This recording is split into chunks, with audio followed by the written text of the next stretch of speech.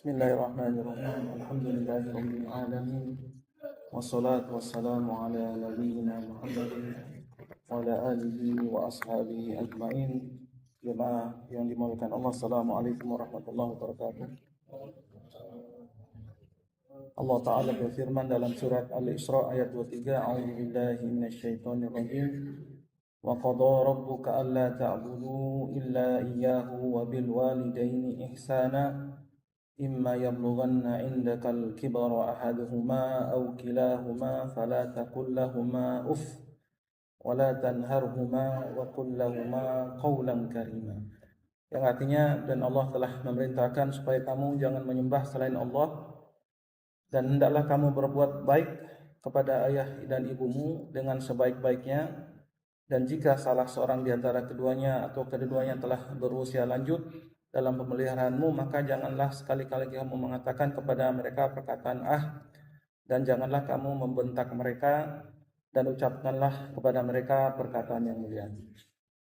Nabi SAW bersabda dari Abu Darda, Nabi bersabda dalam riwayat hadis Tirmizi dengan status hadis yang hasan, Al-walidu awsatu abwabil jannah fa in syi'ta fa'adi zalikal babu aw ihfadhu.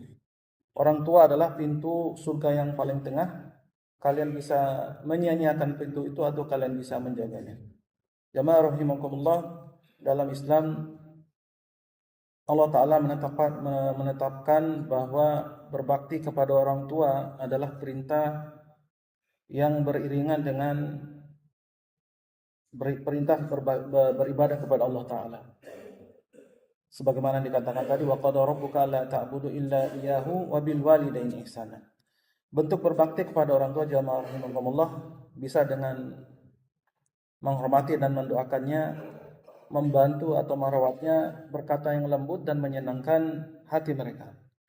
Hikmah berbakti kepada orang tua dalam Islam itu adalah, pertama, akan memberi keridhaan Allah, sebagaimana dikatakan tadi dalam hadis yang lain bahwa ridha Allah tergantung pada ridha orang tua dan murka Allah tergantung pada murka orang tua. Kemudian kalau kita berbakti kepada Allah, maka akan membuka pintu keberkahan, rezeki, dan doa yang mustajab. Sebaliknya, kalau kita berbuat dosa atau berbuat sesuatu yang buruk kepada orang tua, maka itu adalah pintu keburukan yang akan menimpa kita. Jamaah rahimakumullah, saya ingin menyampaikan suatu kondisi saat ini, khususnya bagi anak-anak muda kita, di mana ada suatu istilah dalam psikologi modern yang dikatakan namanya generation sandwich stress.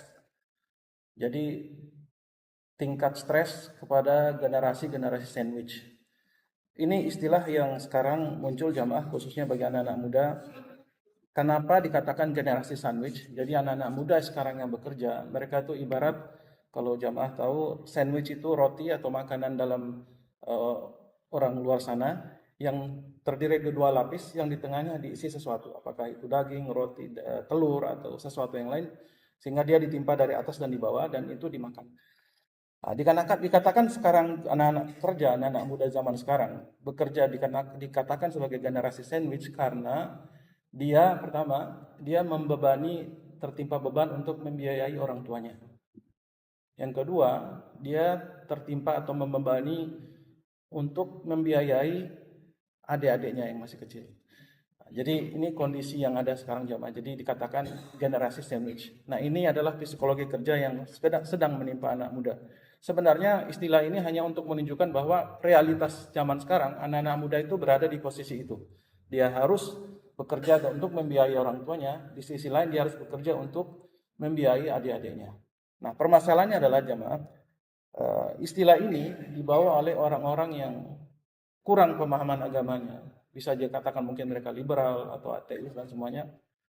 Mereka mempunyai jargon sekarang yang namanya berani katakan tidak kepada orang tua. Jadi dikatakan kepada mereka, wahai anak-anak muda sekarang, kalian harus berani bilang, saya tidak mau membiayai orang tua. Mereka punya istilah lagi yang dinamakan, kalian hidup hanya sekali. Jadi kalau kalian hidup, nikmati uang kalian. Buat apa kalian bersusah-susah payah untuk menjadikan orang tua sebagai beban atau menjadikan adik-adik kalian sebagai beban. Nah, ini yang dimaksud dengan ucapan dari orang-orang yang menyalahartikan penggunaan generasi sandwich ini. Hal ini penting jamaah karena itu tadi bahwa pemikiran semacam ini harus dikonter dengan mendudukkan kembali bagaimana sih hubungan antara orang tua dengan anak dalam Islam. Jadi kalau yang dikatakan tadi jamaah, kalau dalam teori generasi sandwich stres tadi, jadi dianggap hubungan antara anak dan orang tua itu adalah hubungan transaksional. Jadi kalau saya memberi kepada orang tua itu karena orang tua memang meminta kepada saya atau orang tua menekan kepada saya. Terlepas dari itu bahwa dalam Islam ketika berbuat baik kepada orang tua itu adalah hubungannya adalah hubungan surga dan neraka. Dikatakan dalam hadis, orang tua adalah pintu surga. Dia ada pintu yang pertengahan. Kalau kita menyia-nyiakannya atau kita mengambilnya, maka bisa itu adalah pilihan bagi kita.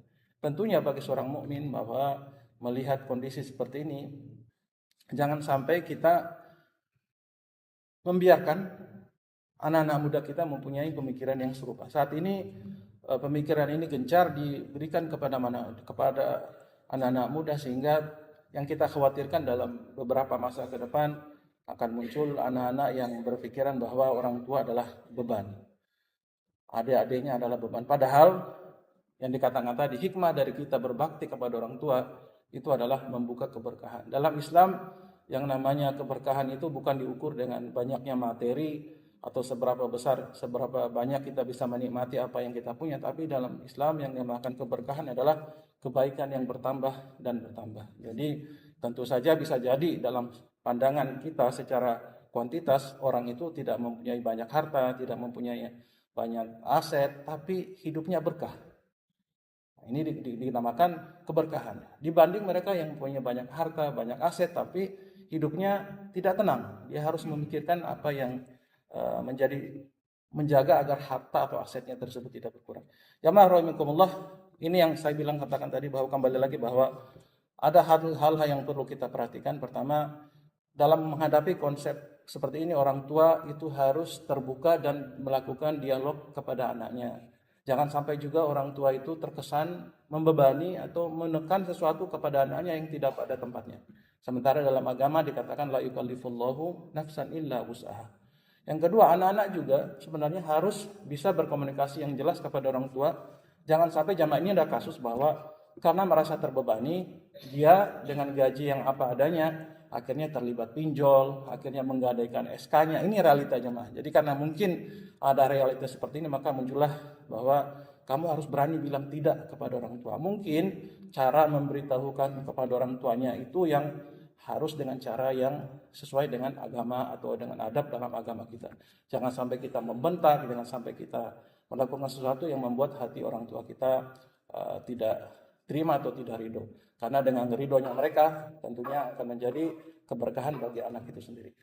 Jamaah rahimakumullah, sebagai penutup, banyak doa ya kepada orang tua dalam Islam, dalam hadis mungkin tidak terdapat redaksi langsung yang mengatakan doa kepada orang tua ada Rabbighfirli wali walidayya warhamhuma kama rabbayani shaghira.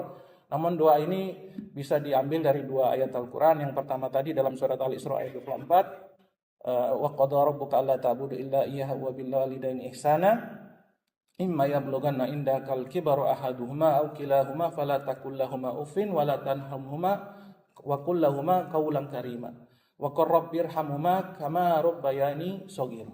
Jadi doa, ya Allah berkahilah orang tuaku, rahmatilah kedua orang tuaku sebagaimana mereka merahmati aku sewaktu kecil. Di dalam ayat yang lain dalam surat Ibrahim dikatakan Rabbana firli wali walidayya walil mu'minina yauma yaqumul hisab. Ya Allah, ampunlah dosa-dosaku, dosa kedua orang tuaku dan orang-orang mukmin pada hari kiamat. Jadi ketika dua ayat ini digabung maka kita bisa mengambil satu kalimat hadis, narasi redaksi hadis, Rabbighfirli wali walidayya warhamhuma kama rabbayani shaghira. Ya Allah, ampunlah dosa-dosaku dan dosa kedua orang tuaku dan kasihanilah mereka sebagaimana mereka mengasihani aku sewaktu kecil. Demikian jamaah rahimakumullah, sedikit dari kami, semoga bermanfaat. Lebih kurangnya kami mohon maaf. Billahi taufik wal hidayah. Wassallallahu ala nabiyyina Muhammad wa ala alihi washabihi ajmain. Assalamualaikum warahmatullahi wabarakatuh.